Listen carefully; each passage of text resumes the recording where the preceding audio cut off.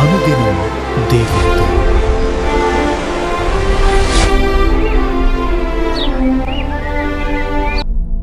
Praise the lord.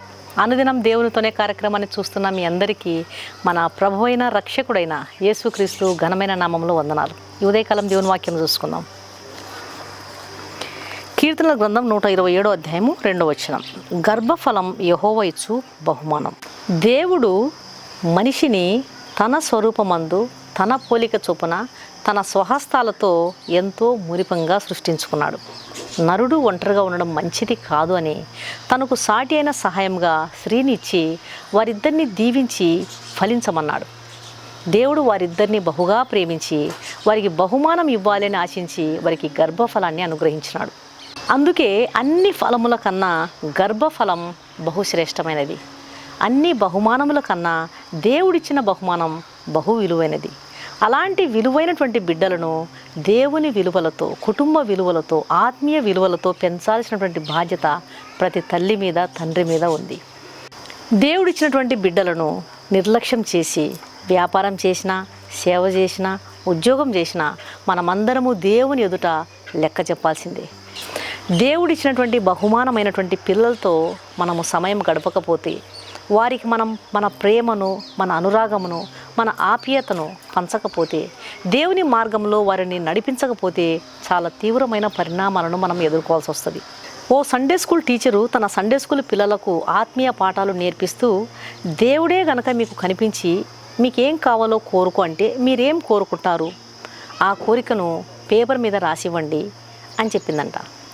పిల్లలందరూ కూడా papers తీసుకొని తమ సమాధానాలను దేవుడు కనిపిస్తే ఏం కోరుకోవాలనో అన్నీ కూడా వివరంగా రాసిచ్చారంట.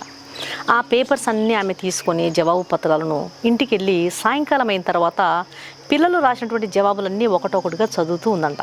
దాంట్లో ఒక బాబు దేవుణ్ణి కోరుకున్నటువంటి కోరికను, ఏం కోరిక కోరుకున్నాడో దాన్ని రాసిన జవాబును చదివి ఆమె బాగా ఏడుస్తుందంట. ఇంతలో ఇంటికి వచ్చినటువంటి భర్త భార్య ఆ పేపర్ పట్టుకుని అలాగ ఏడుస్తూ ఉండడాన్ని చూసి గమనించి దగ్గరికి వచ్చి, ఎందుకు ఏడుస్తున్నావు, ఏమైంది అన్నాడంట. అప్పుడు ఆమె ఏడుస్తూనే ఆ జవాబు పత్రాన్ని తన భర్తకి ఇచ్చిందంట. ఆ భర్త ఆ పేపర్ తీసుకొని చదువుతున్నాడంట. అందులో ఏం రాసిందంటే, ఆ చిన్న బాబు యేసయ్యను కోరుకున్నటువంటి కోరిక ఏమిటంటే, యేసయ్య, నాకు ఎప్పటి నుంచో నా మనసులో ఉన్నటువంటి కోరికను నేను ఎవరికీ చెప్పుకోలేకపోతున్నాను. నేను నీతో చెప్తున్నాను, ఈరోజు నాకు ఇచ్చిన అవకాశాన్ని బట్టి నీకు వందనాలు. యేసయ్య, నీకు సాధ్యమైతే నన్ను ఒక టీవీగా మార్చు. మా ఇంట్లో టీవీకి ఏ స్థానం ఉందో అలాంటి స్థానం నాకు ఉండాలని నేను కోరుకుంటున్నాను. మా మమ్మీ, మా డాడీ, ఇతర కుటుంబ సభ్యులందరూ కూడా టీవీకి ఇచ్చినటువంటి ఇంపార్టెన్స్ నాకు ఇవ్వటం లేదు. మా ఇంట్లో టీవీకి చాలా ప్రత్యేకమైన స్థానం ఉంది. అందరూ దాని చుట్టూ చేరి ఎప్పుడు దాంతోనే సమయం గడుపుతుంటారు. నాతో ఎవరూ సమయం గడపరు. కాబట్టి నన్ను టీవీగా మార్చు నాయనా. అప్పుడు మా మమ్మీ, డాడీ నాతోనే సమయం గడుపుతారు, నన్ను పట్టించుకుంటారు. నాకు 3 రోజులు జ్వరం వచ్చినా మా నాన్న నన్ను పట్టించుకోడు. అయితే టీవీకి ఒక్కరోజు పనిచేయకపోతే మా నాన్న డ్యూటీ నుండి వచ్చిన వెంటనే టీవీని తానే స్వయంగా తీసుకెళ్ళి దాన్ని బాగు చేసి తీసుకొస్తాడు. నన్ను మాత్రం అస్సలు పట్టించుకోడు. మా మమ్మీ దగ్గరికి వెళ్ళి, మమ్మీ ప్లీజ్ మమ్మీ నాకు ఒక కథ చెప్పవా అంటే, రేయ్ పోరా, నాకు అసలే చిరాగ్గా ఉంది, కాసేపు నన్ను టీవీ చూడండి అని మా మమ్మీ నన్ను విసుక్కుంటుంది. నాతో 1 గంట కూడా గడపడానికి వాళ్ళు ఇష్టపడరు, కానీ టీవీ ముందు గంటలు గంటలు గడుపుతారు. అందుకే యేసయ్య, ప్లీజ్ యేసయ్య, నన్ను టీవీగా మార్చు. నీవు నన్ను నా పేరెంట్స్కు ఒక కొడుకుగా ఇచ్చావు, కానీ టీవీగా ఇచ్చి ఉంటే చాలా బాగుండేది. ప్లీజ్ యేసయ్య, నన్ను టీవీగా మార్చు అని ఎన్నోసార్లు తన కోరికను ఆ పేపర్ మీద రాశాడంట. ఈ పేపర్ మీద రాసినటువంటి జవాబును చదువుతున్నటువంటి ఆ సండే స్కూల్ టీచర్ భర్త, చీచి వాళ్ళేం తల్లిదండ్రులు, అసలు వాళ్ళు తల్లిదండ్రులేనా, పిల్లలంటే శ్రద్ధ అసలు లేదు, ఇలాంటి తల్లిదండ్రులకు యేసయ్య పిల్లల్ని ఇవ్వకున్నా బాగుండు అని చెప్పి ఆ తల్లిదండ్రులను శపిస్తూ ఉన్నాడంట. వెంటనే అతని భార్య, ప్లీజ్ అండి, ఆ తల్లిదండ్రులను అలాగ శపించకండి, వారిని తిట్టకండి, ఎందుకంటే ఆ జవాబు రాసింది ఎవరో కాదు మన బాబే అని ఆమె బోరుని ఏడ్చిందంట. ఆ మాట విన్నటువంటి ఆ తండ్రికి నోట మాట రాలేదంట. ఈ వాక్యం వింటున్నటువంటి ప్రియమైన తల్లిదండ్రులారా, ఒక్కసారి మనల్ని మనం పరిశీలించుకుందాం. పిల్లలతో సమయం గడుపుతున్నామా? వారికి ఆత్మీయ పాఠాలు నేర్పిస్తున్నామా? వారికి దేవుని ప్రేమను అందిస్తున్నామా? వారికి కుటుంబ విలువలను అందిస్తున్నామా?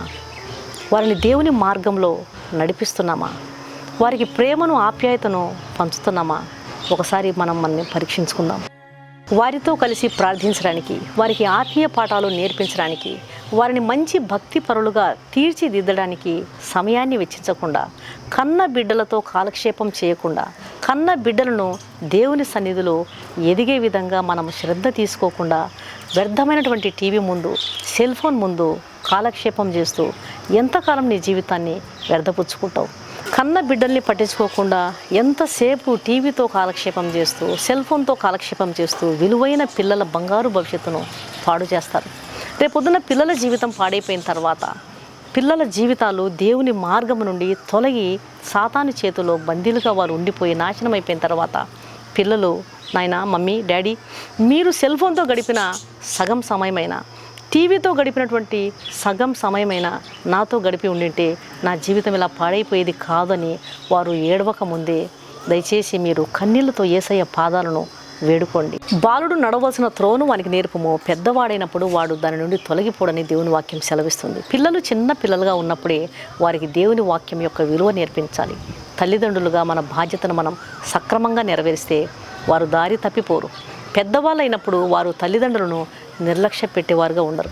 ఉద్యోగమని, వ్యాపారమని, సేవని, ఇంకోటి ప్రయాణాలతో, ఉద్యోగాలతో బిజీగా ఉండి విలువైన శ్రేష్టమైనటువంటి పిల్లల భవిష్యత్తును బాల్యకాలంలోనే వారికి సృష్టికర్తను స్మరణకు తీసుకుని రాకుండా, దేవుని యొక్క వాక్యం విలువను వారికి నేర్పించకుండా ఉన్నట్లయితే, నిర్లక్ష్యంగా మనం జీవించినట్లయితే వారి బంగారు భవిష్యత్తును మన చేతులారా మనమే పాడు చేసిన వాళ్ళు అవుతాం.